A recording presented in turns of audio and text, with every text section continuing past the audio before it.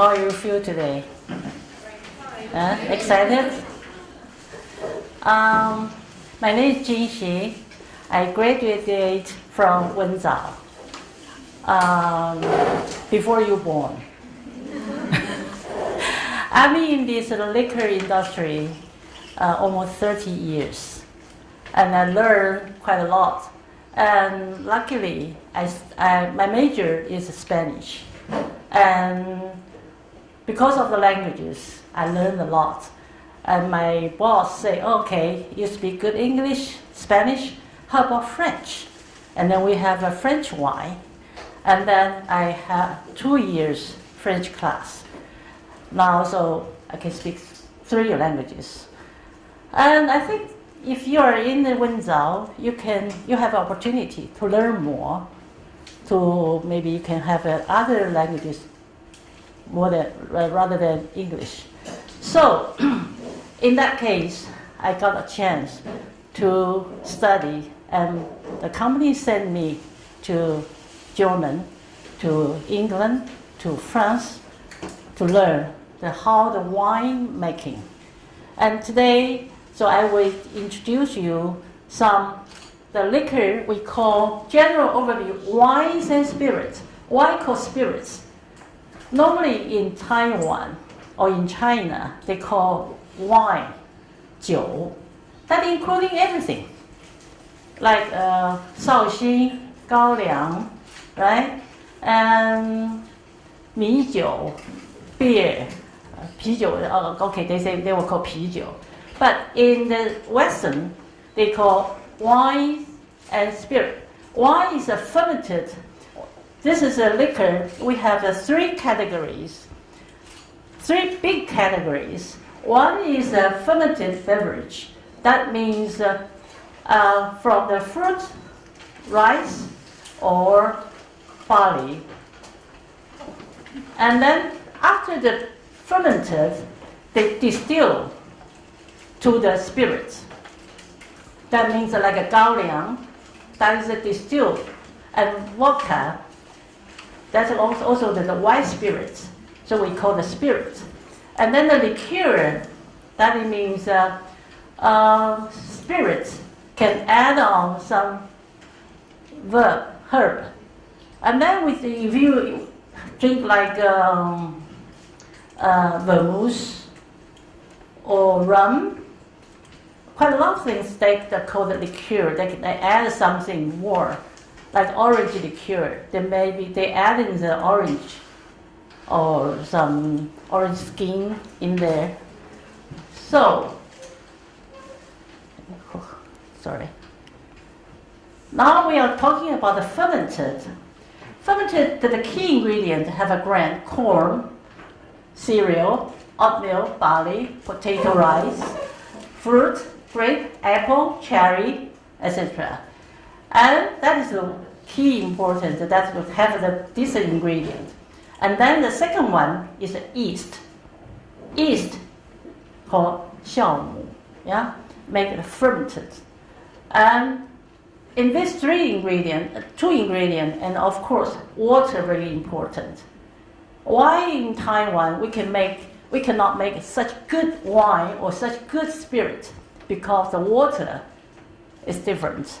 If in case you got a chance to go to the Scotland or to France, to everywhere they have wines or spirits, you can have a visit. Before you go, you can register in the website. You can go to the company, like you like to go to the California Napa Valley, so you can go to the website to register. I would like to visit your vineyard, to see your wine house. Or if you go to the France, before you go, you can do some work beforehand. For example, you can register in Moët Chandon. Today I will show you the Dom Pérignon is the number 1. Have you seen the movie 007, the James Bond movie? They always call, Dom Pérignon. That is a Dom Pérignon. And they have a museum, a fabulous museum. You can go there.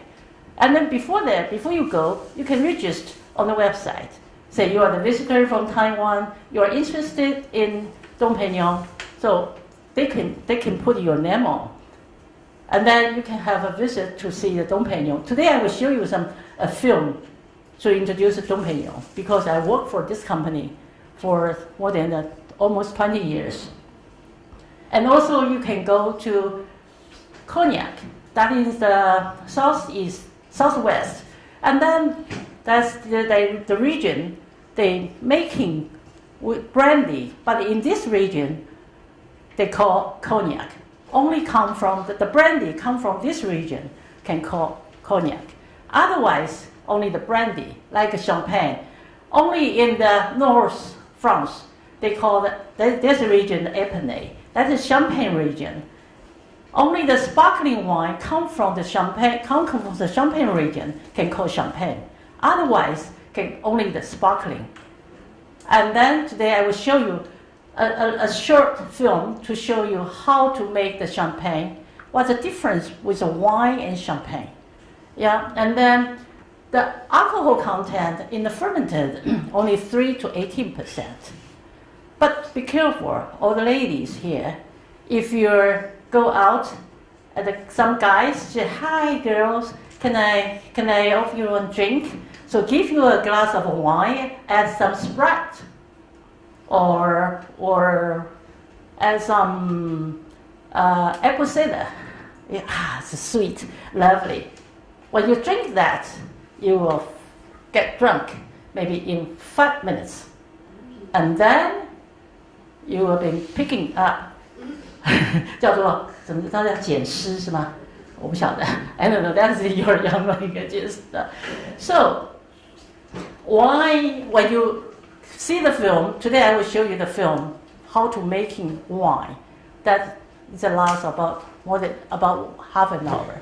So you can have a look, see how they make the wine so complicated. So they use their heart to make those wines. So please don't add any Sprite or apple cider to the wine, to waste. They use their heart to making those precious wine. Okay, so I will teach you how to read the wine label. Today later on I will show you 2 labels. How to read the labels. So when you go to the restaurant, the sommelier will bring the wine list, and then they will show you the wine. They have a region, come from France, come from Australia, come from Spain, come from South America, or South Africa. That's so many different places. And the different places, because of the different weather, it causes a different taste.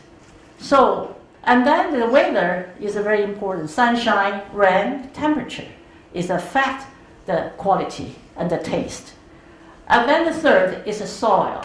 Also the place come from the different region. The soil is different. The earth is different. Some places they are very dry, like France. In there is called Chablis. The grape variety, also the Chardonnay. The Chardonnay comes from the France, Chablis, very dry, and something like you can smell like a dead body. Yes, it's so awful. But when you like the wine, and sometimes a lot of people say, "Oh, you are the wine expert. Can you tell me what is the best wine?" I say, that is hard to say, because we have a different tongue, right? Different taste. I like the very dry one, but you like the sweet one. How can I say that's good or not? It's good for you, but not good for me. So that's why we cannot tell anyone. We can say, "Oh, I think that is a good value. We didn't pay much money, but it tastes good. That's good, very good value wine. I can introduce some good value, but I cannot tell you that how good it is, because it's not good for you. It's not good. Even you pay $2,000 but I don't think not worth it. So, and then this grape variety you will see on the label. They have a Cabernet Sauvignon, that is a red grapes. Merlot is white. Today I bring a Merlot. Why I bring the Merlot? Because that is more fruity. For your beginner, it's easy to drink. So I will tell you some. You can try to start with like Shiraz, Pinot Noir. That's all for the beginner. You can try it. And Chardonnay, Sauvignon Blanc, Riesling, that is the white grape. So when you later on in the film, you can see the red grapes, even the red grapes. I bring the grapes here today. Even though the skin is red, but inside is white. So when they make the wine, when they press the grapes, the red grapes come up is also still the white juice, white grape juice. But the red, where is the red color come from? That from the skin. The skin have a tannin. Sometimes you eat the grape skin a little bit bitter, no? That is a tannin. And then the color, you will then when you see the movie, you will see they will explain very, very clear, so you will understand that. And how to read wine label. I don't show you the bottle, everyone. So I will show you the layout. The basic information. There's a wine house, the company. Like they have Robert Mondavi from Napa Valley. They have a Simi from Napa Valley. They have La Roche from France. That's all they call the wine house. I have a capacity alcohol content. That means the alcohol content normally in the 13 to 14 degree. So production year, that's very important. That means the weather is different. And then the rain, the temperature, is affect the quality. So every year, in September they will harvest. They were picking the grape, and they will make the wine. In the first one come from the first wine come from in November. So I don't know how many people noticed they have a Beaujolais Nouveau. That's a festival. They call the wine festival. All the experts they will go to this festival to taste it, and then to fix the price of this year. If the weather is good, the rain is good, and the temperature is good, and the grapes this year, it will be more expensive than the regular one. So the production year, you can see, sometimes we have the 2002, maybe it's good year. The price is higher than the 2001.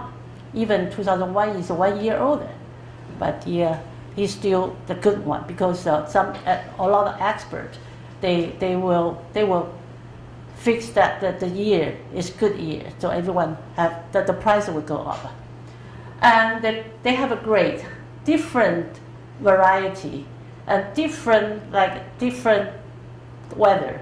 They have and also they have, like France, they have the region. In one big region, they have this area called Grand Cru. Cru, that is the great, and Premier, and also AOC, that is the one of the they call appellation original contrôlé. That is the control by the government. They say that is the basic one, AOC, and Italian they call DOC, and German they have a QBA, QMP, TBA. That means that the harvest time, like a TBA, they call the Trockenbeer Auslese. The Trockenbeer Auslese, that means the dry berry, dry grape. the picking is a late picking, so the TBA is sweeter than the QBA or QMP. That if you are interested to learn more, maybe we can have some advanced class. I was in German, have a 1 week wine training, and in the like you, 8 o'clock have a wine tasting and a blind tasting. They cover all the bottle, and you have a smell. You can have a drink, and then you have to tell what is the grape variety, what is the harvest. So that is the real the wine label. And here, that is the wine label. You can see this one. That is a wine house. And Saint-Emilion, there's a place from these farms, Saint-Emilion. And Grand Reserve is great. And this alcohol content, and here is the bottle. There's a 75 cl, and here is the country, France. Yeah. So when you see this, and this is the production year 2001. Yeah. So when you see the label, you have to read those things.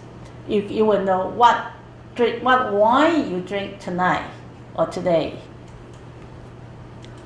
And the second one, that is very famous. They have 5 big chateaux, big wine house. One, this is a Chateau Latour, a Chateau Margaux, and a lot, etc. So we will see this grand vine, the Chateau Latour. This wine, 20 years ago, a general one, not the very old one, or it cost me more than 2,000 a bottle. So this is Chateau Latour. Now in some auction, they have sometimes the good year you have to pay more than 10,000 to buy a bottle of wine. Yeah, and then here is this is great, Grand Cru class. There's a Pauillac. There's a place in front. Okay, then the year is 2002. Yeah. Okay, I will show you the film. This is how to make the art, discover the art of making wine. That's a good film. You can see there's some beautiful scenery in France, in America, in Italy, and then you can see, and then they have some people to tell you how to make the wine.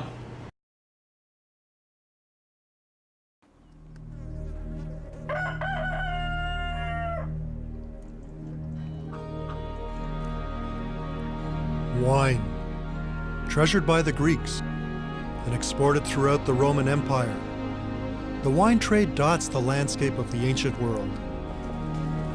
Throughout history, the art of the grape has been celebrated, and its development mirrors the development of commerce and civilization.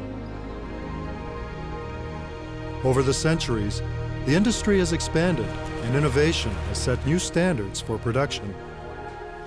But even today, the art of wine, its essence, lies in the process. The journey from vine to wine.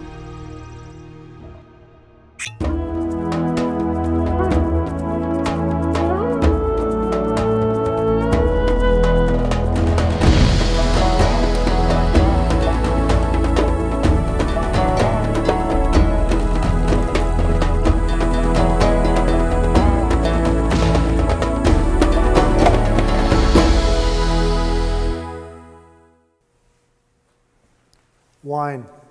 It can hold different meanings for each of us. For some, it's a simple beverage to be enjoyed at mealtime. For others, it's a commodity, something sought after and collected. Yet for many, wine remains intimidating. And it doesn't have to be. After all, it's only fermented grape juice. Hi, I'm Michael Fagan. In this episode, we're going to travel to some of the finest wine regions of the world, where we'll meet the winemakers and discover the secrets of winemaking and the magic of the grape.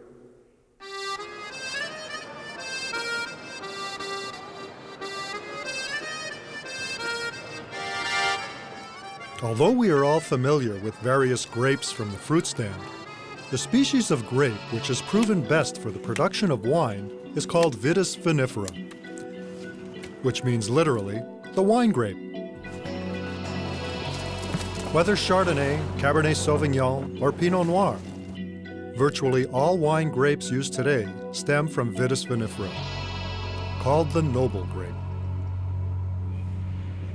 Most wine grapes are grown in two belts around the globe, between 30 and 50 degrees latitude, north and south. These regions have the temperate climate and moderate rainfall the grapes need to flourish. The cycle also includes a beneficial winter season because grapevines need a time to rest between crops. Now, it's not just a matter of geography. Selection of a proper site and the skill of the growers and winemakers will determine the character of the finished wine. There is an innate factor, which is the terroir, which is the location. You name it. And the place where you grow vines. And then there are acquired factors which are at least as important. And the work of people who have just developed viticulture in that first identified the place as potentially extremely rewarding and then worked on it in order to produce wine. Traditionally, grapes were grown in tracts of land that were left over when better soils were used to farm grain and vegetable produce. Today, many of the world's grape growers believe that poor soil produces their best fruit. You have to find unhospitable, very low in nutrients type of soil. The roots, which will actually drive the roots to go very, very deep. That's where quality starts. So the roots have really to go down and as down as possible to get the real sap, the minerals. And in fact, they have to fight together.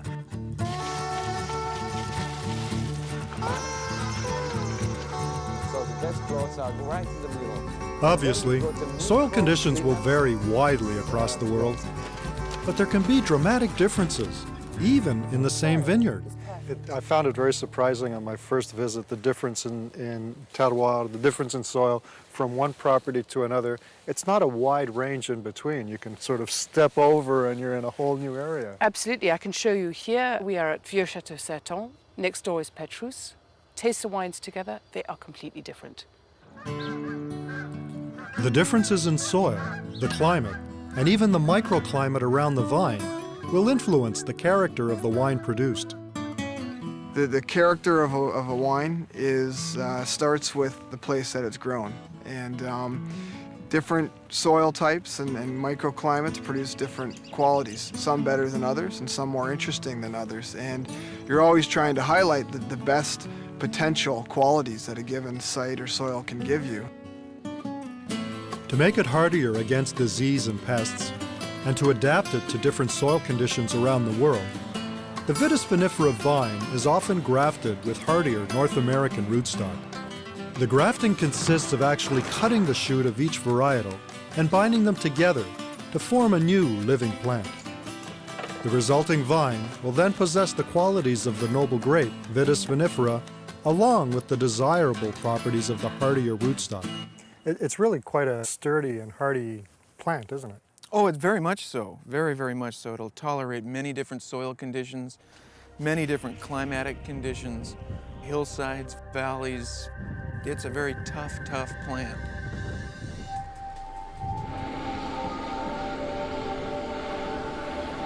Once a new vineyard site has been selected and cleared, the grafted vines are planted. This comes after careful analysis of the many growing conditions, all of which are included in the French word terroir. Terroir means not only the ground in which the grapes are grown, but also the atmosphere, the aspect, the weather around, and the drainage. It takes into account all kinds of aspects about how that grape was grown. So this is Merlot? Yes. In grape growing, there are no overnight miracles. Rarely is there a usable harvest before the third year's crop. and growers will wait decades for the vine to yield its highest quality fruit. Well, there's a saying in winedom that says that the older the vine, the better the wine. And when they're healthy, that's absolutely true. Older vineyards care for their fruit differently than, say, teenage vines, in that they will shift their energy away from creating vegetation to looking after the fruit at a slightly earlier time, and then they don't race to maturity. And so that's something that we find gives better flavor, more complexity, and more density. And it's basically comes down to the longer a vine is in the ground, the more extensive a root system it can develop. And what happens is the deeper and more extensive that root system is, the more access the vine has to other things in the soil.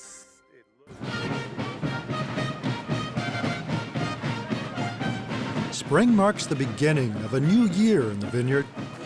Here, in France's Alsace region, the beginning of the growing season is celebrated with the procession of Saint-Urbain, the patron saint of the growers. The work in the vineyards actually began months earlier. First, the vines were pruned to remove unnecessary canes. This results in fewer but larger bunches of ripe grapes and controls the shape of the vine. Next, the shoots are tied to the appropriate wires on the trellis structure that support the vine. Although the grape is a creeping or climbing vine and can grow wild, it must be trained to the trellis structure to produce optimal fruit for the winemaker. In late spring, the growth cycle begins with flowering. Most grapevines are self-pollinating, containing both male and female parts. At this point in the season, the grower can begin to predict how much a vineyard will yield at harvest. As the season progresses, grape growers will continue to monitor the health and development of the fruit.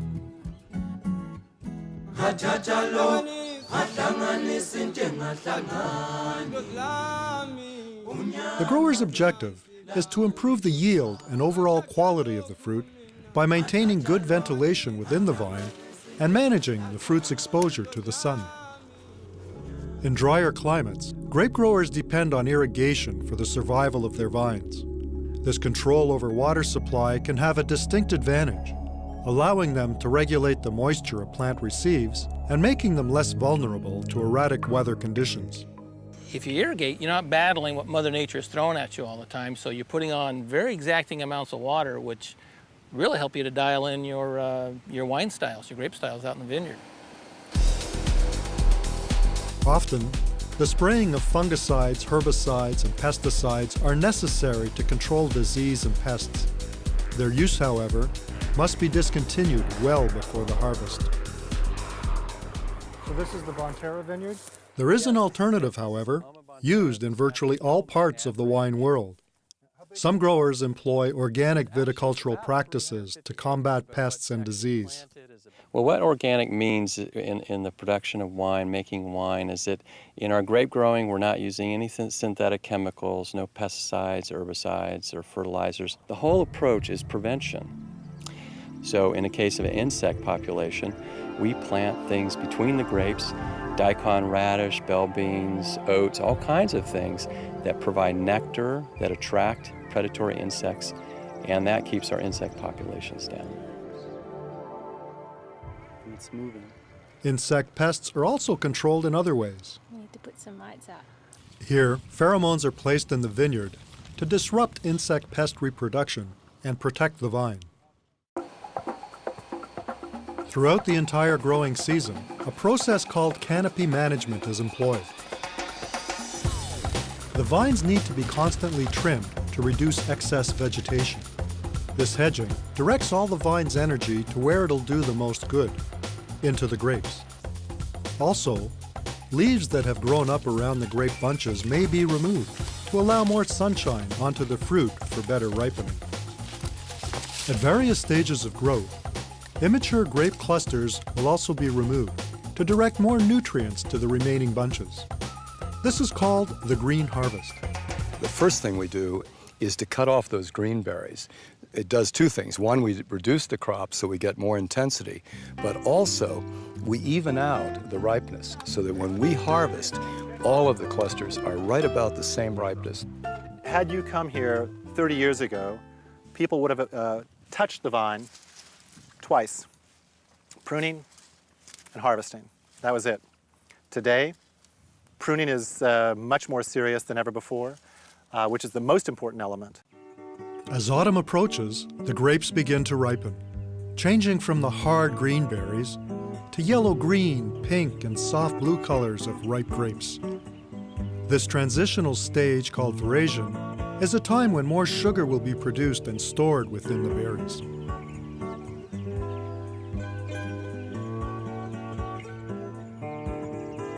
In early autumn, when the process is complete, growers begin checking the grapes on a daily basis for ripeness.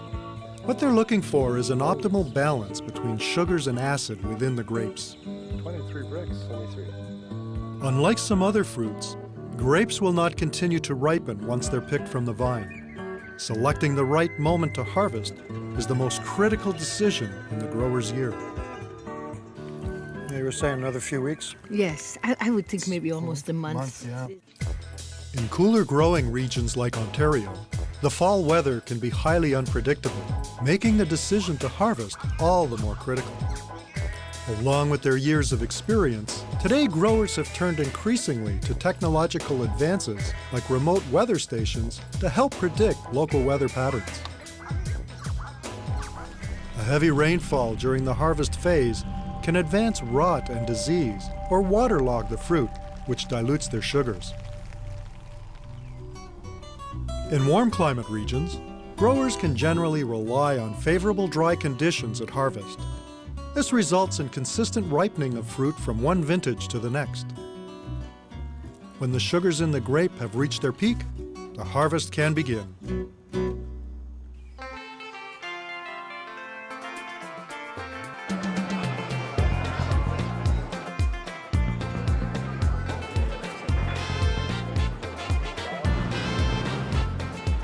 While the vineyards of the north are blanketed under snow, the warm months of February and March mark the harvest in the southern hemisphere.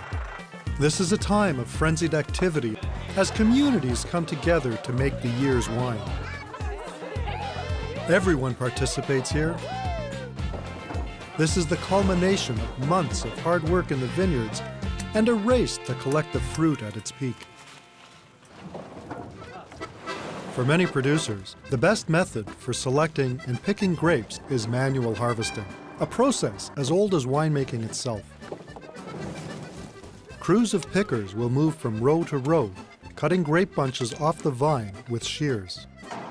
In the Bordeaux region of France, where many wineries have achieved an almost legendary status, only the highest quality fruit is hand-picked, leaving any inferior grapes behind. But when it comes to the immense vineyards necessary for large-scale production, mechanical harvesters are unmatched in efficiency. First developed in the 60s, the mechanical harvester has replaced hand-picking in the majority of the world's vineyards today. These machines straddle the rows of vines, gently shaking the grapes loose. Their hoppers are then emptied into bins for transport to the wineries. The arrival of the fruit at the winery marks an important transition in the winemaking process. The grower, who's nurtured the grapes to fruition throughout the season, must place his bounty in the trust of the winemaker. The winemaker will now transform the fruit through vinification into finished wine.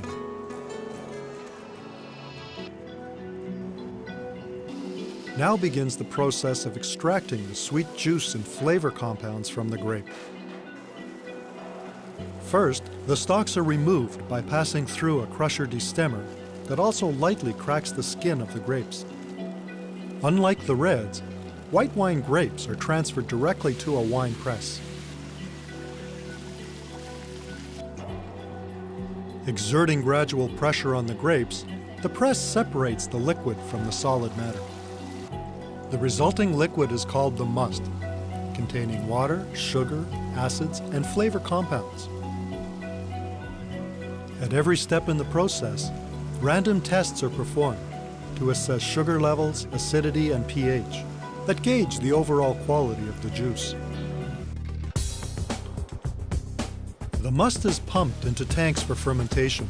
The tanks are made from a variety of materials, ranging from stainless steel to traditional wood to lined concrete.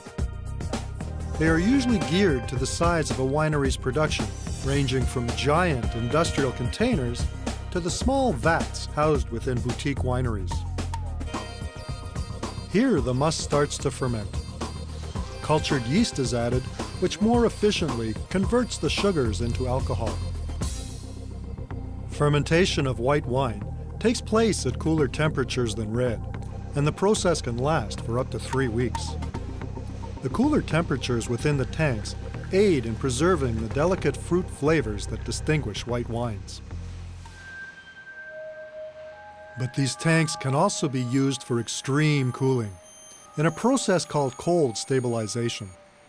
The temperature inside the tank drops well below zero to crystallize the naturally occurring tartaric acid onto the tank walls. If left in the bottle, these harmless crystals, sometimes called wine diamonds, could be perceived as a quality defect. An interesting fact is that the juice from most grapes, even red grapes, is white. For this reason, white wines can be made from red grapes.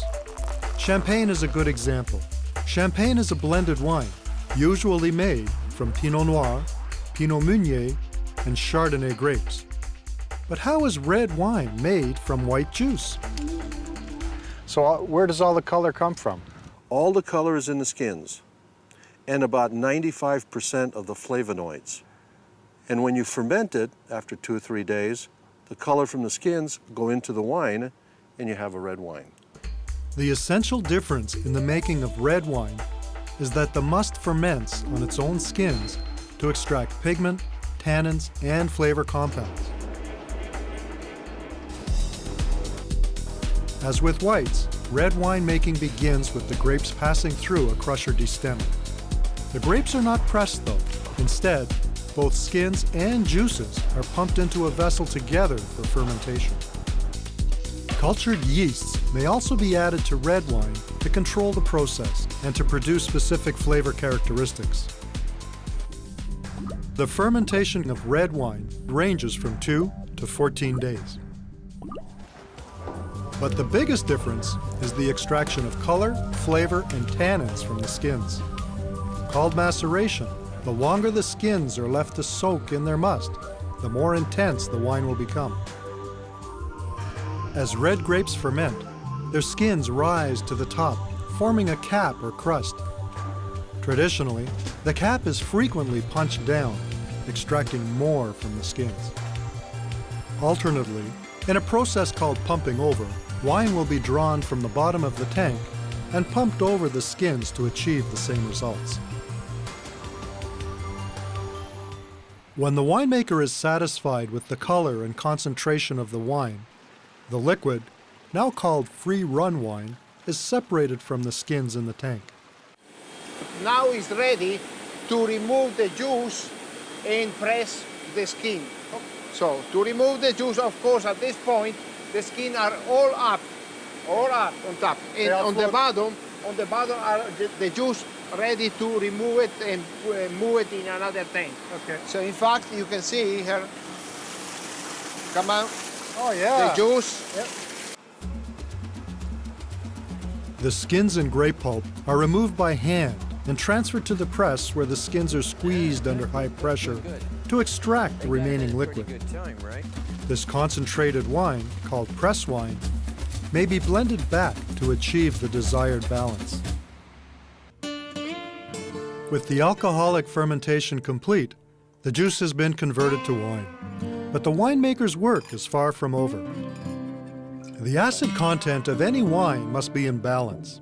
At this point, many wines go through another phase called malolactic fermentation. This is especially important for red wines from cooler climates, and even white wines like Chardonnay. Malolactic fermentation it's a conversion with bacteria as the catalyst for it that converts malic acid to lactic acid. Lactic is a weaker acid and provides then a softer effect in the mouth. Some wines you want that to happen. Most reds you want to be softer in the mouth, a little richer. Some whites, some Chardonnays. But on the other hand, some whites like Riesling, you want to avoid the malolactic fermentation because it creates more complexity. And one of the great things about Riesling is the purity of the fruit. This cellar is from the 16th century. And now the aging process begins, where the wine's final flavors will begin to transform and develop. Aging periods can vary from 6 months to several years and may include treatment in new wooden barrels used to impart flavors, usually from French or American oak. Yeah, everything down here is 100% French oak. Actually, The choice to use new oak barrels to add extra dimensions of flavor to the wine is a personal one on the part of the winemaker. And if they decide to do so, the country of origin and even the forest the wood comes from will make a significant difference in the wine. The barrels are toasted inside to caramelize the wood, adding a toasted or even smoky flavor to the wine. American oak tends to add stronger flavors than French, and the differences are dramatic, even with the same wine. Now, these are both Chardonnay. Yeah, they're both Chardonnay. They're from the same vineyard, picked the same day. They're both right here from Mendocino. Go away. This can't be the same wine from the same year. These are totally different. Yeah, it's quite a difference. So. Winemaking is like, it's an art, if you will, and it's an expression. They have an understanding of how oak is going to impact a different varietal. So they use that as kind of part of their palette to select from. I like the quote from Louis Martini. Louis Martini said, "I want to taste the place where the grapes were grown rather than the container in which they were aged. And if I want oak, I'll chew on a 2x4. The aging process is entirely dependent on the style of wine being made. But even in the most inert of processes, the winemaker is still at work, refining his product through clarification.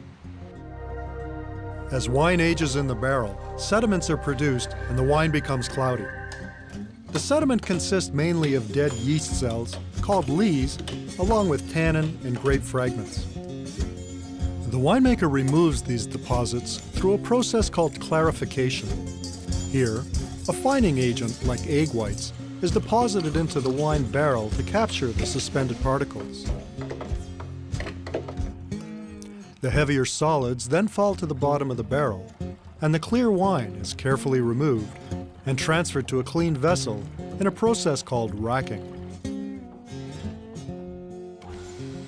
The most efficient method of removing unwanted particles is filtration, and the wine may undergo several stages of refinement. Each time, the wine is pumped through porous materials, trapping solids in the filter membranes. These sediments are discarded, leaving the wine clear and free of deposits.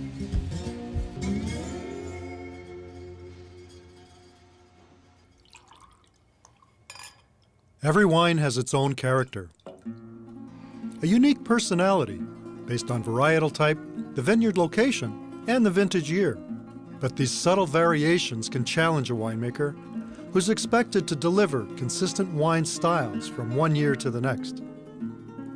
In a process called blending, the winemaker will combine wines from different vineyards or grape varieties to achieve a consistent complementary blend. You can have very ripe vintages, very dry vintages, and so by using blendings, you are just adding to the wine what is the most or the better expression of the variety for a vintage.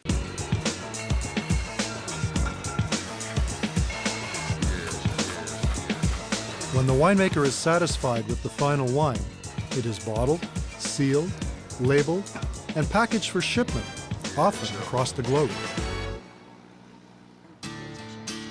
When it arrives at the consumer's table, the vast majority of wine is fully developed and ready to be enjoyed. However, the finest wines are often returned to the cellar after bottling and locked away for further aging. How far back do the wines go in here? This maturation process allows the wine's flavors to transform and develop further, and with some reds, the harsh tannins to soften.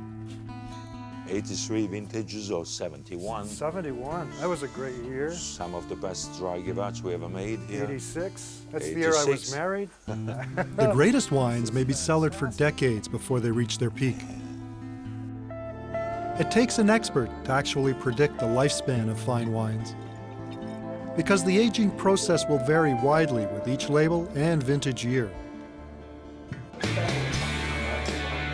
However, when the moment arrives and the bottle is opened, every wine will be a unique expression of the terroir and the craft of the winemaker.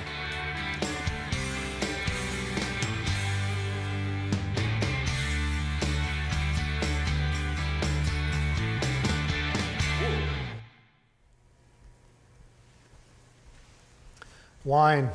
From simple beginnings, it evokes such a wide range of emotions. For the collector, the enthusiast, and the novice, there's an appreciation for the winemaker's craft that takes simple fruit and transforms it into a complex and fragrant beverage. Every bottle has a story to tell, and it's the memory of that journey from vine to wine that we celebrate in every glass that we raise. No bid. Sit back here, no city back. $1,000 more. $1,000 more. Sit back here, no city back. 17,000 now. 18,000 now. Give me 19,000 now.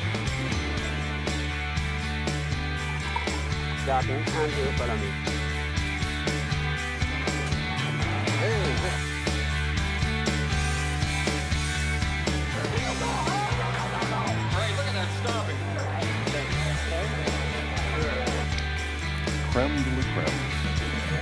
Santé.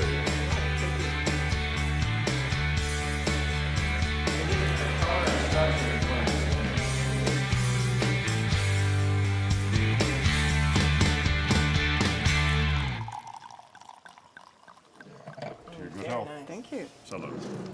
Chin chin. Chin chin.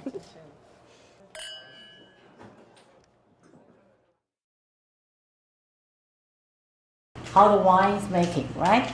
So later on, I will show you the champagne and what's the difference with the champagne. When they fermented, they will come to some air. They put the yeast. They will come to the. They have some air in the bottle, but the wine they will leave the air out. But sparkling, they will leave the air inside the bottle. So when they have to how to put the air out and then put the wine, put the cork on top. I will show you the Dom Pérignon. Later on, I will ask my colleague, Lily. She also is very good on that. She worked for the liquor business, almost 30 years, right? So later on, she will show you how to open the champagne, how to open the wine, and how to pour. Because we have done a lot of professional training to the food and beverage people in the hotel, in the restaurant. And now we will show you Dom Pérignon. We will show you the film. It's Dom Pérignon. That Dom Pérignon is the name of the monk. And then when you got a chance to go to the France, you can pay a visit to there. And before you go, you just register. You can see how Dom Pérignon, where it is. And this is come from the Moët Chandon, Moët Hennessy, MH, Louis Vuitton, LVMH, Louis Vuitton, Moët Hennessy. That is a big group. So you will see that film now. Okay. Nearly 90 minutes northeast of Paris is the heart of the Champagne region of France. Over 300 million bottles of the original sparkling wine are shipped annually from this province. Just outside this picturesque town of Épernay is the birthplace of Champagne. Dom Pérignon, based here, is considered one of the best in the world. Bonjour. Good afternoon. Welcome. I would say a warm welcome. Thank you. To the sunny Champagne. to the home of Dom Pérignon. The man showing me and Kevin Sharkey the secrets to my favorite champagne is Richard Geoffroy, chef du cave at Dom Pérignon since 1996. He leads us through the abbey of Haute-Villiers, which was built in the 7th century by an order of Benedictine monks who made wine from the grapes that thrived here. Dom Pierre Pérignon was appointed cellar master of the abbey in 1668. As he developed several techniques still present in the champagne we drink today, his effervescent wines became so popular that the royal court at Versailles was demanding sparkling wine. The thirst for champagne was born. The monk created a superior champagne by blending white and red grapes like Pinot Noir and Chardonnay, still grown in this region today. Also, he pressed white juice from red grapes, which gives champagne its trademark pale straw color. Dom Pérignon's techniques are still used today. My guide, Richard, carries on the tradition of fine champagne here at the Abbey. Beneath our feet are the legendary caves of Champagne, which snake 18 miles underground. When were these caves, these tunnels built? Early 18th century, 1730, 40, yeah, it's what it is. So carved right out of the limestone? Yeah, it's all by hand. Oh. Above us, you can still see the marks of the chisels where workmen carved these caves from the limestone rock. Oh. And as a result, they are all very low. The champagne in the bottles stored here is made from wine poured into bottles mixed with small amounts of yeast and sugar made from beets. The yeast cells devour the sugar, fermenting the wine and creating carbon dioxide, which is the bubbles in champagne. This sediment is actually dead yeast cells left over from the fermentation process. To rid the wine of the sediment floating in the bottle, it is stored at an angle and rotated twice a day so that all of the sediment collects in the bottle's neck. The painstaking rotation of each bottle is called riddling. So show me how to riddle. Each bottle is turned an eighth at a time. Okay. Pardonnez-moi. So you just go. 1, 2. Hey. I can have a job. Hey. Dominique is able to riddle no less than 50,000 bottles a day. A day? 50,000 a day. Yeah. And no breaking the bottles. Because each one of these bottles will ultimately cost how much money in America? $300. $300 a bottle, so a mistake is very costly. Wow, this is fantastic. You break, you buy. Break, you buy. Each of these bottles ages at least 7 years. As chef de cave, Richard is the one who tests each year's crop and determines which years will yield memorable vintages. Only the best vintages make it to market. Dom Pérignon champagne is made no more than 6 times a decade. To end my visit, I got to taste a new vintage before it became available to the public. Yeah. This is Dom Pérignon Rosé, 1996. Oh my gosh. Voilà. Oh. Isn't it great? The nectar of the gods. Close to it, yeah. There's nothing like Dom Pérignon. Cheers. Thank you Cheers. so much. Pleasure. Now you can see the Dom Pérignon. It's cost $300 a bottle. So it's about what, 10,000 NT, right? So work hard, make more money, enjoy your life.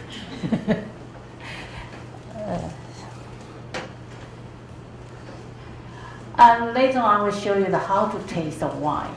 I don't want to show you. I don't want to let you taste the wine now. Otherwise, everyone will get drunk. You don't know what the rest I will introduce to you. And then we are talking about the distilled wine, distilled spirit, and whiskey, brandy. That is normal. We call the whiskey from the barley. They have from American whiskey, some called bourbon whiskey, like Italian or Canada. They also have a whiskey, but in most of the whiskey come from Scotland. We call Scotch whiskey. Only come from Scotland can call Scotch whiskey, and cognac also. The brandy, everywhere have a brandy. Like Italian, they have a good brandy they call grappa. The grappa, that is from grape wine and distilled, and very, very high alcohol content. And they have a vodka, tequila they're from Mexico, gin and rum. And distill fermented wine to spirit. The alcohol content 14 to 17 degree. So be careful. Normally in Taiwan, you can see the cognac and whiskey is about 40. And then I also I'm doing some business that we call the cask strength. That means the alcohol content in the barrel maybe 50 degree, and then put in the bottle, that's a 50 degree. We call the cask strength. That is, normally we will add some water, caramel in the bottle. So you can see the color, like some dark brown color. So that's different. And the taste is a little bit sweeter. That's because of the Taiwan market. If you drink the original in Scotland, sometimes it's very dry and alcohol content is higher. And so in Scotland, they have 6 regions. Okay, they are making the whiskey. Different region and different taste. Like a Highland, Lowland, Speyside, Island, Islay, and Camberton. And some brand like we see Johnny Walker. Everyone knows Johnny Walker. Johnny Walker, they are from the Highland, but they have a Camberton. They have the mix like Johnny Walker Black Label, 12-year-old. That in the bottle have a 40 different whiskey. We call it water of life in there. Why we call it water of life? When you distill the spirit, that is what we call the water of life. In French, they call it eau de vie. Eau de vie. Eau is the water. The vie, life. You know?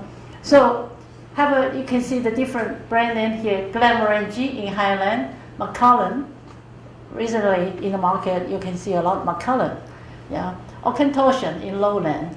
And Cardew, Glenlivet, Glenfiddich. Cardew is one of Johnny Walker's the distillery. Highland Park is in Ireland.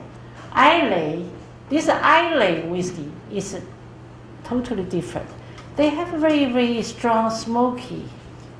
And like sometimes you drink it like 漱口药水. So it's some medical flavor. But some connoisseurs, some connoisseurs, they love this taste. They love this flavor. At Camberton, there's a Springbank.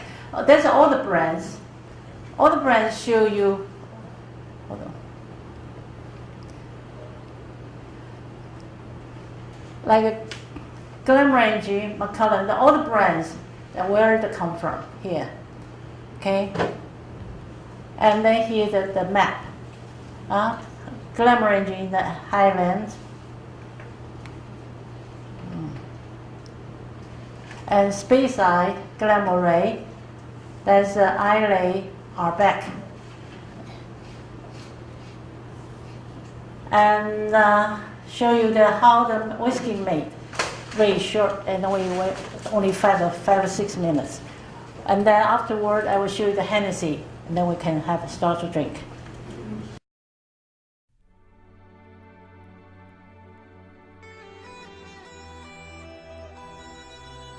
Scots have been making whiskey for over 500 years. It's a skillful process, and one that whiskey makers have refined over the centuries.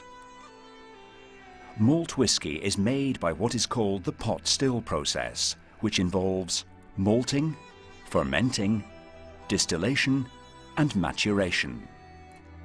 The first step is to malt the barley, where it's steeped in water, and then traditionally spread out on a malting floor and allowed to germinate.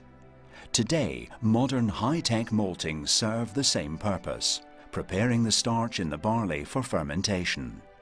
The malting process lasts about a week until germination is stopped, by drying the cereal in a large oven called the kiln. Once the barley is dry, the malt is ground in a mill, and the crushed grain, called grist, is mixed with hot water in a mash tun. The starch in the malt is broken down and creates a liquid called wort. The wort is transferred into large vessels called washbacks, where yeast is added. The yeast causes fermentation of the wort, creating alcohol. This is known as wash. The wash is distilled twice in distinctive copper pot stills. First in the wash still, and then in the spirit still. These act like large kettles, heating the liquid. The alcohol vapors rise and pass over the top of the wash still before being guided through condensers and returning to liquid. The resulting spirit, known as low wines, is forwarded to the spirit still where distillation is repeated. Only the heart of the run, the purest spirit, is collected in the spirit safe, which is kept locked as tax is now due to the government. The clear spirit is poured into oak casks for the long period of maturation. By law, the spirit cannot be called Scotch whisky until it has matured in Scotland for at least 3 years. Many whiskies are matured for much longer. As the spirit matures in the cask, it develops in flavour and acquires its renowned golden colour. Grain whisky, on the other hand, is made using a continuous technique called the patent still process. Grain whisky is made from a mash of malted barley, to which other cereals may have been added, generally wheat or corn. The other cereals are cooked, preparing them for fermentation. The starch cells in the grain burst. The addition of malted barley aids the conversion of starch, ready for fermentation. Distillation is carried out in a patent or coffee still, and the spirit collected at a higher strength than malt whisky. The resulting whisky is also lighter and mellower than malt whisky. Malt and grain whiskies complement each other when combined. Blending was first introduced in Scotland in the 1860s. At that time, malt whisky was seldom left to mature in cask for any length of time. As a result, it was a fiery drink considered too potent for most tastes. Grain whisky had a gentler flavour, and blending malt and grain whiskies together produced a smoother, flavoursome whisky. This innovation saw a boom in whisky consumption, first in England, then throughout the world. Blending requires a considerable amount of skill and is an art that takes years to acquire. Whiskies from many different distilleries are used in a blend, each one carefully selected to complement and enhance the flavour of the other whiskies. The art of the blender is to create a whisky that's recognisable in character and never varies in standard.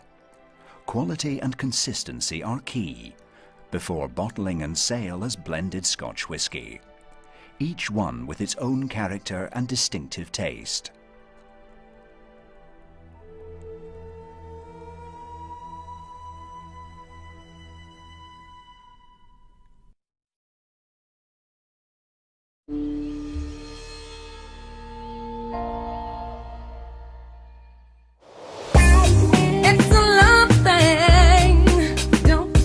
You gotta believe, like I believe in you.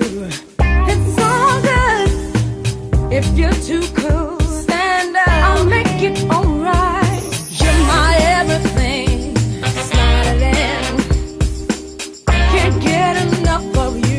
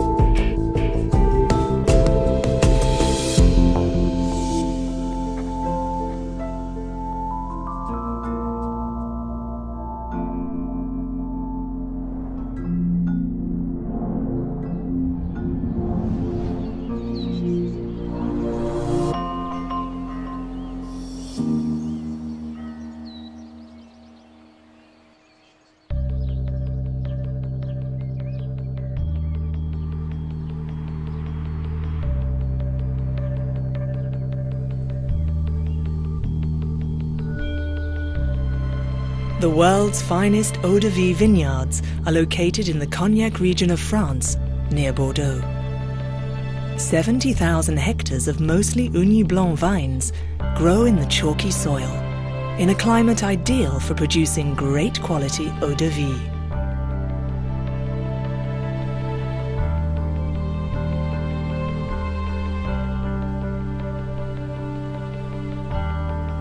Only eau de vie produced in the Cognac region can be called cognac.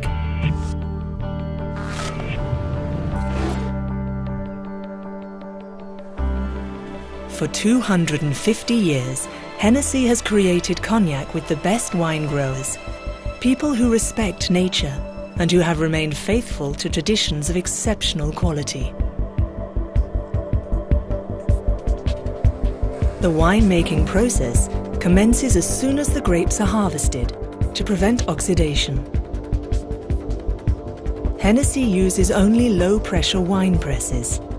The pressed juices, or musts, are treated with great care to transform them via fermentation into wines perfectly suited to distillation to become cognac. Their natural acidity flourishes as delicate aromas once they are introduced to the centuries-old Charentais stills.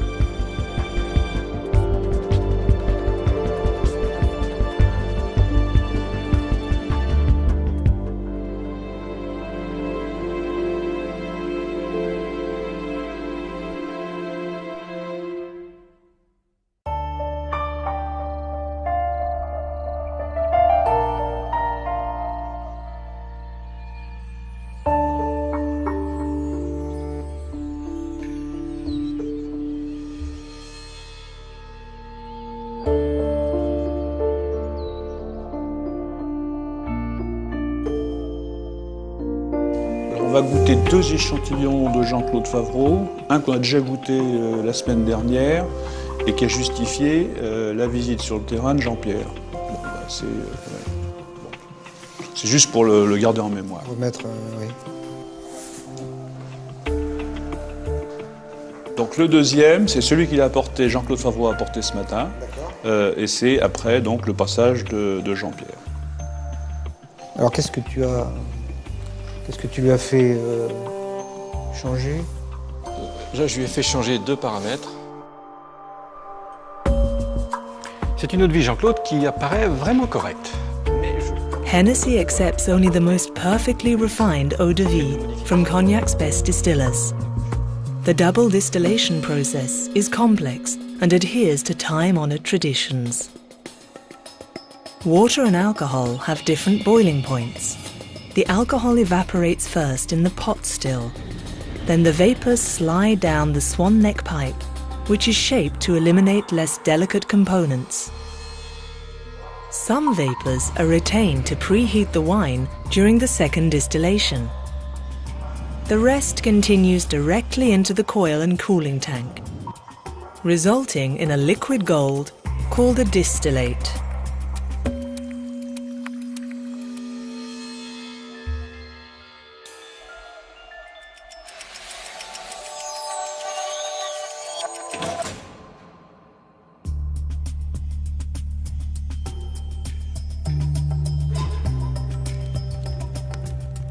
After a second distillation, a crystal clear eau de vie is born, of which only the heart will become part of a Hennessy cognac.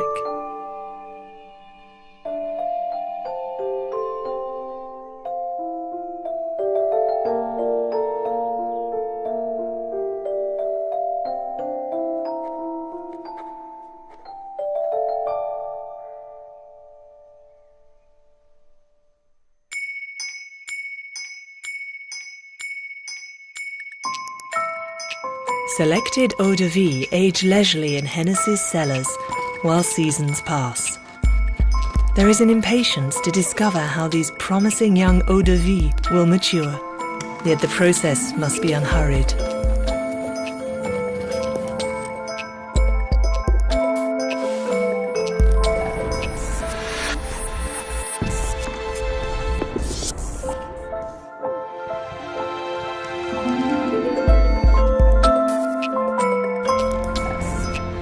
7 generations, Hennessy's master blenders have been charged with preserving and perpetuating this fabulous Hennessy heritage.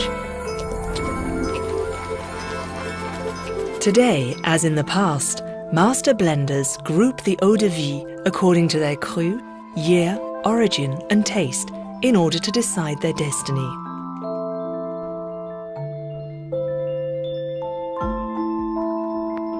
A silent dialogue begins between the eau de vie and the barrel's oak, which may last many years or even a century.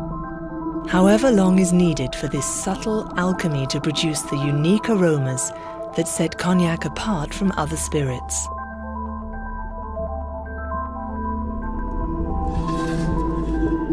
Without incredibly high-quality barrels, there can be no elixir, and the coopers who have worked with Hennessy for generations take extreme care in the creation of these barrels.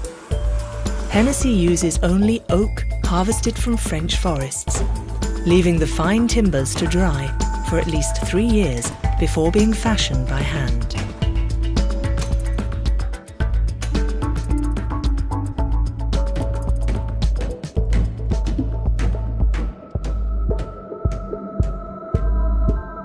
Every barrel of eau de vie is tasted annually to confirm its potential. After years of aging magic, the master blenders assemble their masterpieces from these batches with their different tints. The work is that of a meticulous architect. Curiously, time takes a sip for enabling this artistry to succeed. The aging cellar's walls are black because each year 2% of these precious reserves evaporate. This is called the angel's share.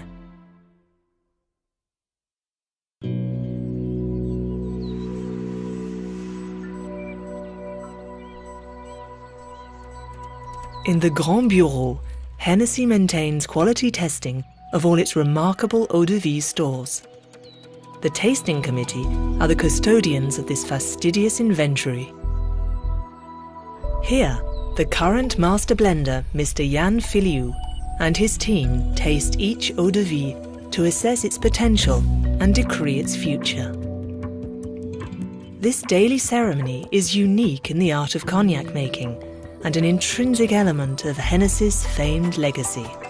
Une dégustation d'inventaire. On va goûter. Ah ben là, on va goûter vraiment des belles années là. Des cognacs d'âge. Combien d'échantillons ce matin? 24. Ouais, bien. Alors, nous allons commencer avec une 1956 Grande Champagne Charlivon.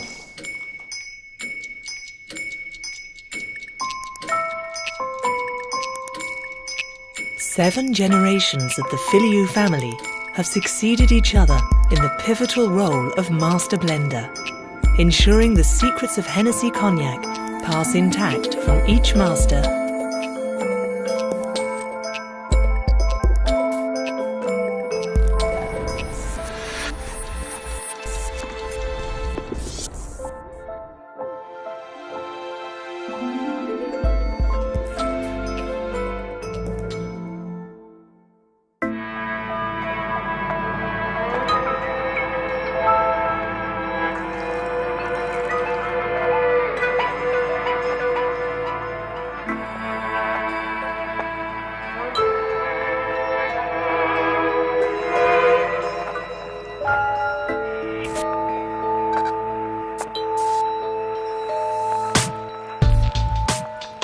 Hennessy assembles its cognacs by blending several very different eau de vie. Jan Filiu draws from an immense range of flavours to create his cognacs.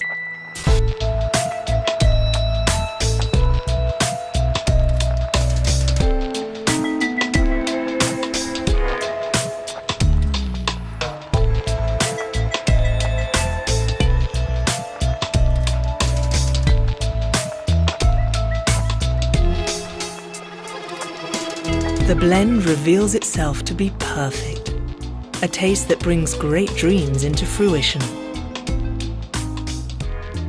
C'est très puissant, c'est très rond, c'est perception très globale. C'est vraiment agréable. Only then, Hennessy offers its masterpiece to cognac devotees around the world. Je pense qu'on est vraiment dans la continuité du style que nous voulons.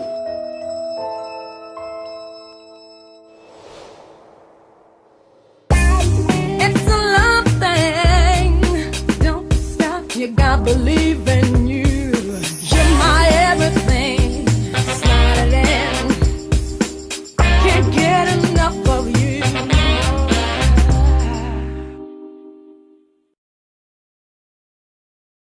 And now we'll show you the glasses. Different beverage use the different glasses. Today I bring some champagne glass, they call the flute, and call the red wine glass, and the nosing glass, and the old fashioned. The champagne glass you can see like a flute, 郁金香杯啊, and the wine glass is like a ball, and then here you can see we call this as a nosing glass. Why is a nosing glass? Because we pour the liquor inside. Wine or whiskey, cognac, we can put here. You can see the expert, like a young filial, they use this kind of a nosing glass. When they swallow the glass, and then the air and the smell and the aroma will come out. So we show you how to taste wine, and then you can see, you have to see carefully, and how to drink. And then when you sip some air and chewy, later on I'll show you that one. When we start tasting wine and really want to learn more about it, one of the first things we do is start paying more attention when we taste wine on the first sip. Developing a little routine of how we go about it and a little mental database, a sensory checklist of characteristics that we look for is one of the first steps in really expanding your wine experience and building your wine confidence. When it comes to the mechanics of tasting, there's a few things that we want to always do every time we try a new wine. One is to look at the color. A white background really helps to give us a sense of whether this red wine is translucent or opaque, for example, or whether a white wine is almost water white or has that golden tinge that we associate with aging. After looking at the color, the next thing that we're going to do is swirl the glass. And swirling freehand like this up in the air can be a little dangerous the first time you try. I recommend using a tabletop or a surface and holding the stem of the glass as if it was a pencil between your fingers. Pretend you're drawing little circles on the bar top. After we've swirled, we've coated the inside of the wine glass with a layer of wine, which increases its evaporation rate and amplifies its smells. All of those scents that we know and appreciate in white and red wines are amplified so that swirling the wine glass is almost like turning up the volume on the stereo. You're just doing it for your nose. After we've swirled and given it a sniff, we're going to take a nice sip, a little bit larger than you might take as a sip socially, and squish it around on the inside of the mouth before we're ready to swallow. Doing this makes sure that we coat every surface area, that we hit every taste bud, that we get as much textural impact as we can, and really gives us a much stronger impression of the flavor and feel of the wine in the mouth.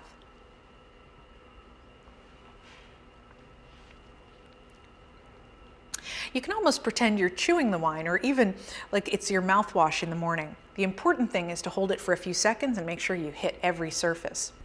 Among our senses, there are 4 that we use when we're tasting wine: visual, sight. We look at taste, smell, and touch as well. On visuals, this is definitely a red wine, not a white or a pink wine. And in terms of its density of color, we have translucency at the core. So this is on the paler end of the spectrum.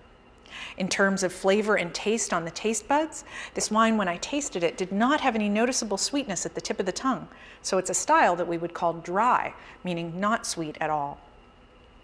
The next taste I look for is acidity, which is something we feel more down the sides of the tongue, often as a perceptible tingling, sort of like what you would get with lemon or vinegar. This would be a medium acidity wine.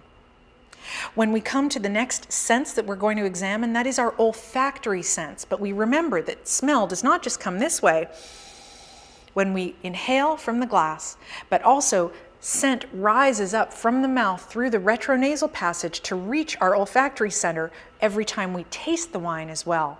And in terms of flavors, we look for two categories: the wine's fruit, which is all of the smells and flavors that are associated with the grapes and winemaking, which of course occur in all wines, and the smell and flavor of oak, which only occurs when we use new oak barrels for either fermenting or maturing the wine. In the case of this lovely California Pinot Noir, we have both moderate fruit and moderate oak component going on. Last but not least, the last items on our sensory checklist are to look at tactile sensations, things we perceive with our sense of touch. And no, I don't mean that we're going to be feeling the wine with our fingers. I mean that we're going to be feeling it inside the mouth. Wines of different alcoholic strength feel different in terms of their texture, with higher alcohol wines feeling fuller bodied and lower alcohol wines feeling lighter and more sheer in the mouth. This wine at about 13.5% alcohol, though, is right at the medium-bodied end of the spectrum. Generally speaking, tannin is something that expresses itself as a feeling of dryness, almost like somebody has patted off the top of your tongue with a paper towel. This Pinot Noir is on the low end, the soft end of the tannin spectrum, and is not something that would be described as astringent or aggressive. And this covers our tasting technique. We're going to see, we're going to swirl, sniff, sip, and savor. And every time we do, we're going to walk through how the wine looks, how it tastes, how it smells, and how it feels, and rate it on our sensory checklist of characteristics. Good. Now you know how to taste the wine, right? And now I will let Lily to show you how to open a bottle of a champagne. Though before you open that, don't shake the bottle. You can see how to process. It's so delicate, and they spend a lifetime to produce the fine champagne. And then if you shake it like a racing car, they're shaking the bottle, boom, not too fast. It costs quite a lot. Yeah. So. And then she used a towel to clean the bottle, because I already put before that I put it in the fridge, and it's chilled. And we sometimes I should bring an ice bucket, put the ice in there and show you, but that is too formal. So I just show you for these training classes. I say just show you how to open that. You can see she take the foil first. And then they have a vial, and then use a thumb to press the top of the cork and turn the vial, and carefully, don't shake the bottle, and take out the vial, and then use your towel to cover the cork, and then slowly. And then there's a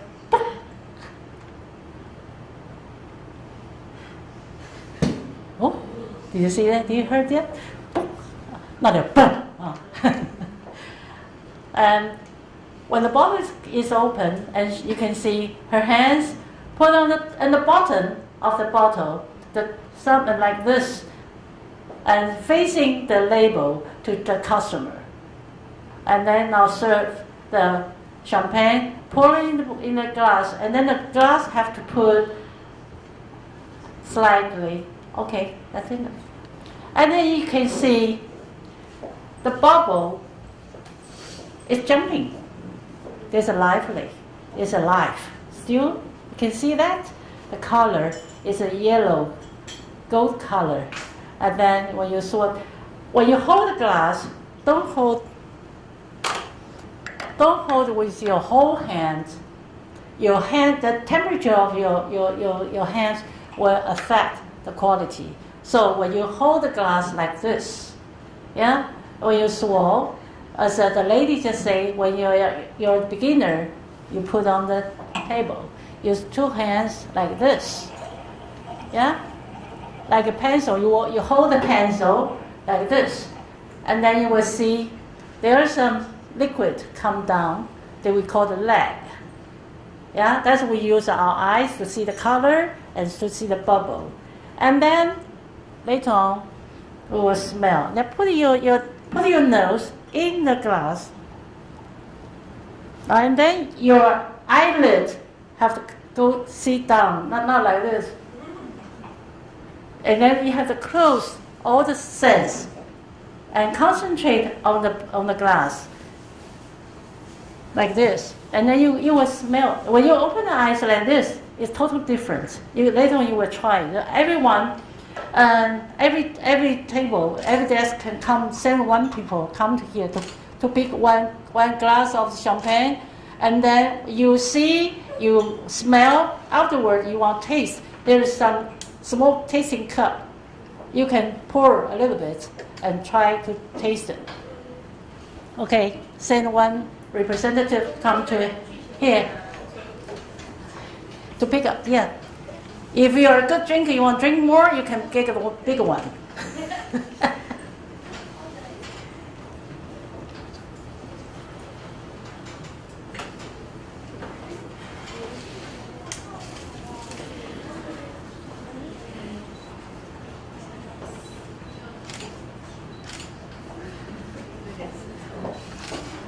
那老师要不要？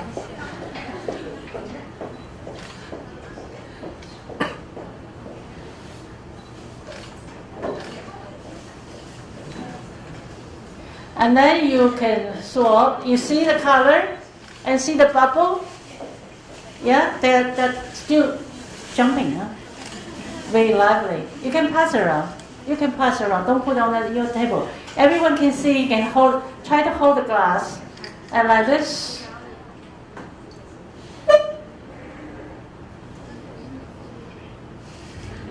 And smell. And also, this is good for with strawberry, grapes, and cheese. They go with. So if you drink a champagne, you have some food to pairing.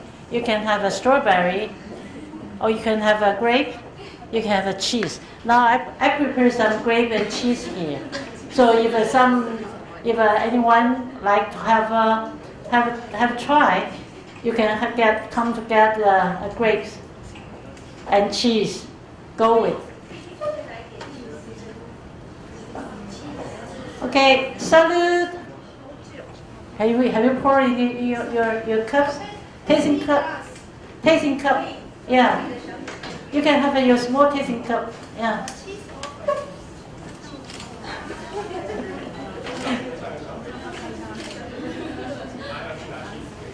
And when you drink, like the lady just tell, when you talk to the first sip like this.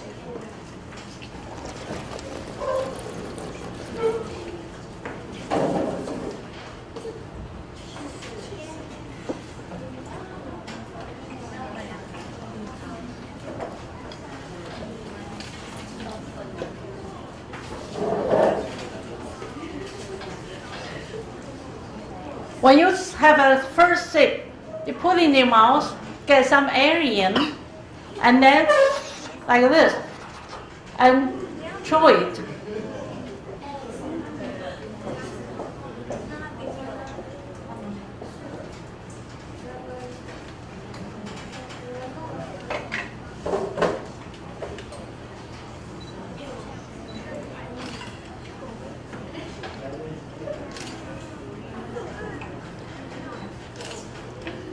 You know how much it costs this bottle? 1,500. If you don't drink it, it's too Western. Yeah? And then I bring this bottle, I cannot put it back. I cannot put it back and bring back home. You have to drink it. Okay, salute. Salute.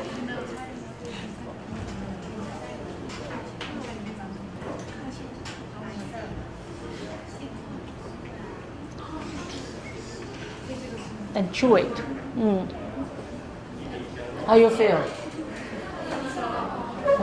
This is very, very good for the appetizer. Before the meal, hello, everyone. Before the meal, you can have a champagne to open your stomach. And then they have some acid, and then will bring your, maybe you will feel hungry, and then you can, before the dinner, we can have a party, like start with the champagne. And then after the dinner, we can have a glass of cognac, or with a cigar, or a glass of whiskey. During the meal, we can have a wine. Okay, and then the second one Lily will show you how to open the wine, how to use the wine cork, corkscrew. Yeah, that is a very professional one. You can see they have a knife, they have a screw, and they have the whole one. You can, they cut the foil first. They use a knife to cut foil on the top, and then put in the screw and sweep the screw.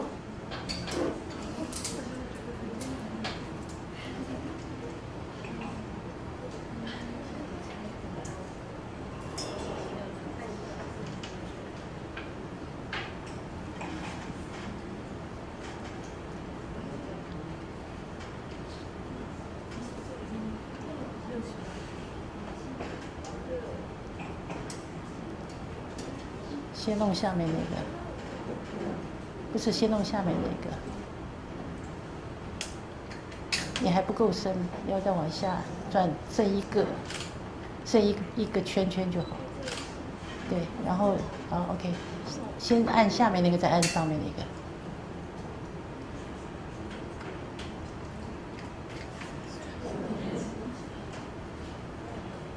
那你先用下面那个。来，不是用这个，你刚刚要先用这个，用这个的高度，没关系，现在可以，现在往上，好 ，OK， 快。要不要帮忙？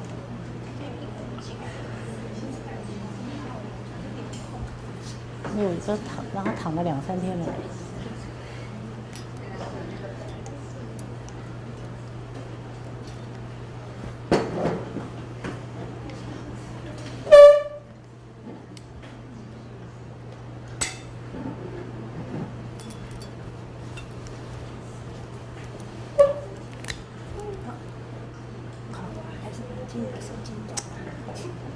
还是要师傅出门哈。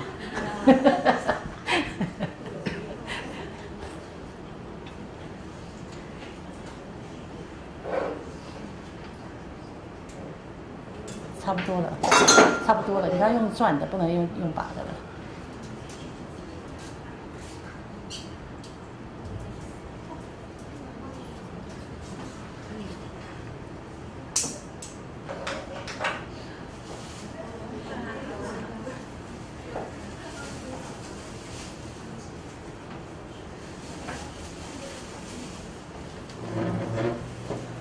Sometimes they will smell this cork, and then here there's a smell of the wine.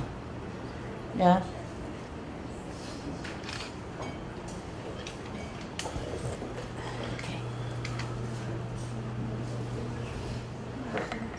Okay. Again, you hold the glass like this. Don't like this. So you have to hold the glass and swirl. You can see? And when you swirl, you can see there's some liquid come down and smell.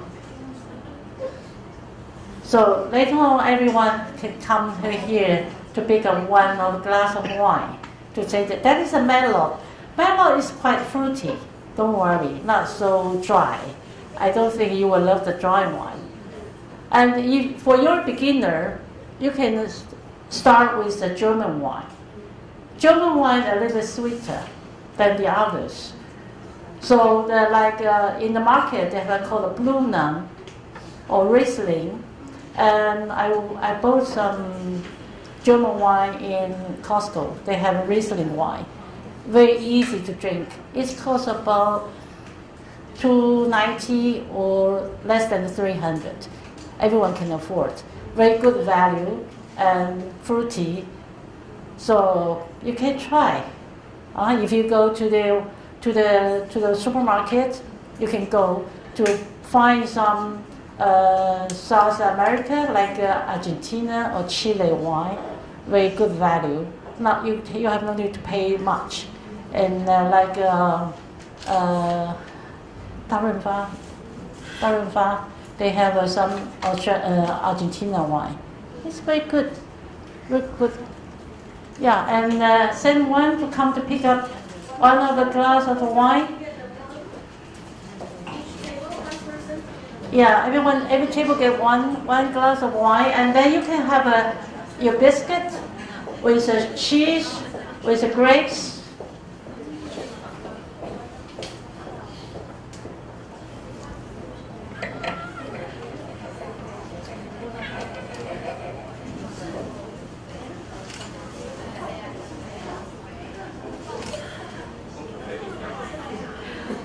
And for your beginner, you want to have a red wine, you can try to California. They have the grape called the Zinfandel.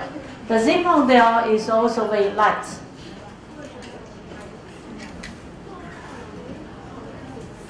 Okay, you can try to smell and see the color. And pour some in the tasting cup. You want to try some in a tasting cup? Yeah, pour in your tasting cup. You have a sip. Don't get drunk. Okay, you do the same way same as a champagne, like this.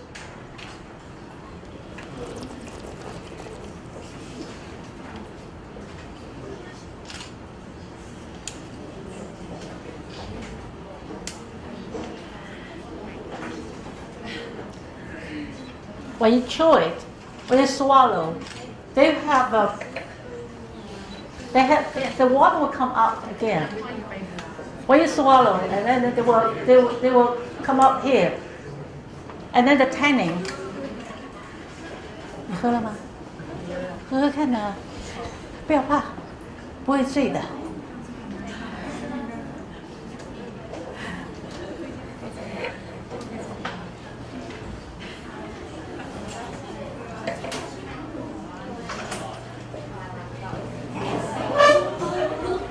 When you have one of the grape, and then you have a bite of a grape, and with the red wine, it's different.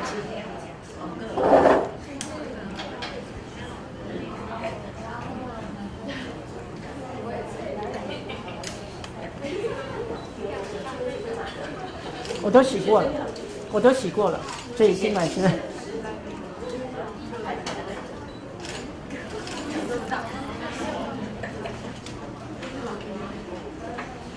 You also can put some cheese on the top of the biscuit.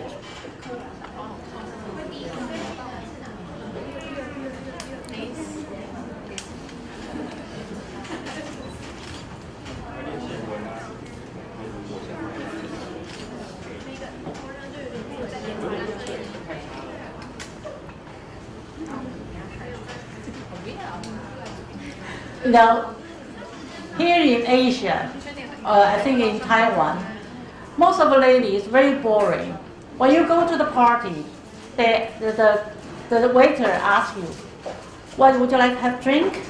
You say, "Juice, please," or "Water, please," or "Hot water, please."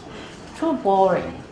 You try to drink something different with your normal life. Yeah, so you can try a little bit some with alcohol thing. So you can try like, but the champagne, if you drink, you think it's good, don't drink too much and too quick. You will get drunk easily because they have a bubble in there. Will make you drunk.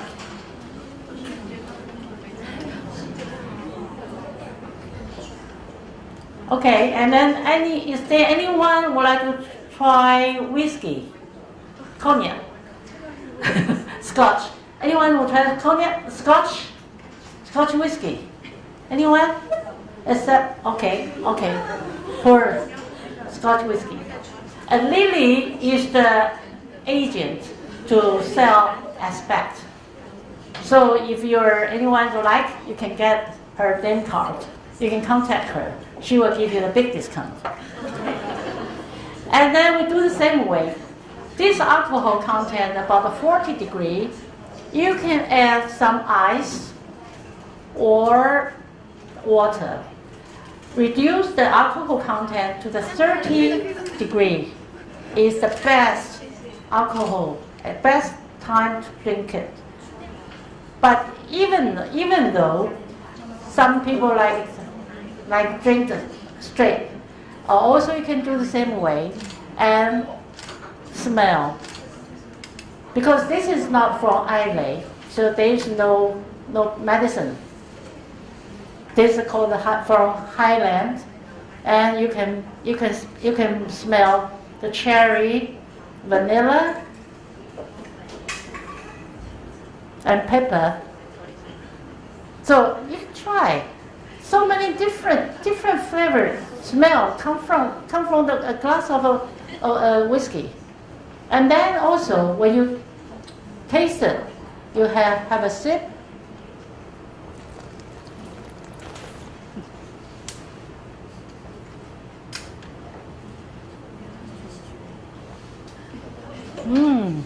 Good. So you can try, yeah? And then now Lily will prepare some nosing glass. So each table send people to come to collect, or anyone. Not everyone have you can. Anyone who like you can come to here.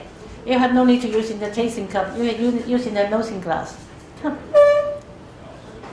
要喝的人到前面来拿。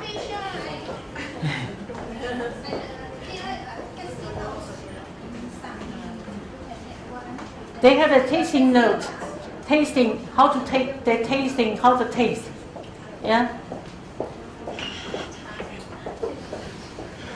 Lily 给他拿个 nosing glass 给他闻，你还有 nosing glass 给老师，拿2个 nosing glass 给老师。There's one left.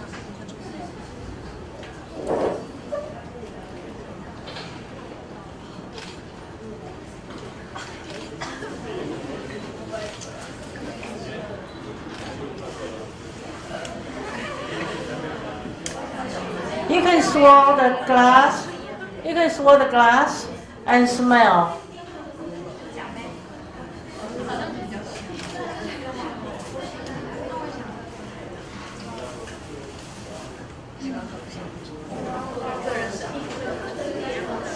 Now, how do you like whiskey?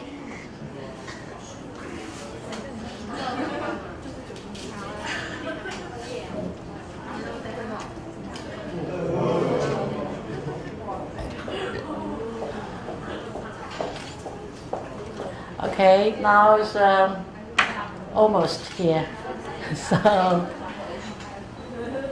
I think everyone quite enjoy that.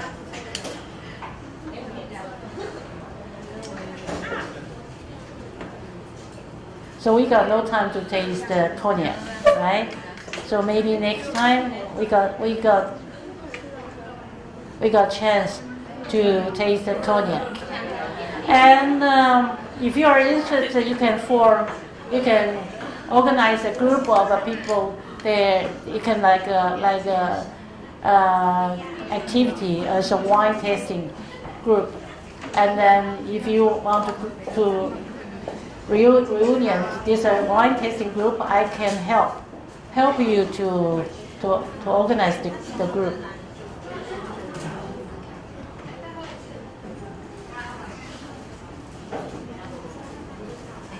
Because in other universities, they have a wine club.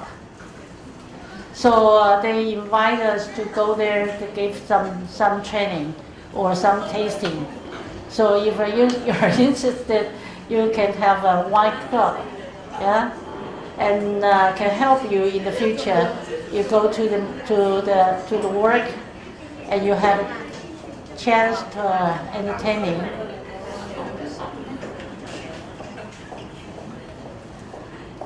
Okay, I hope you enjoy the class, and thank you very much for your coming.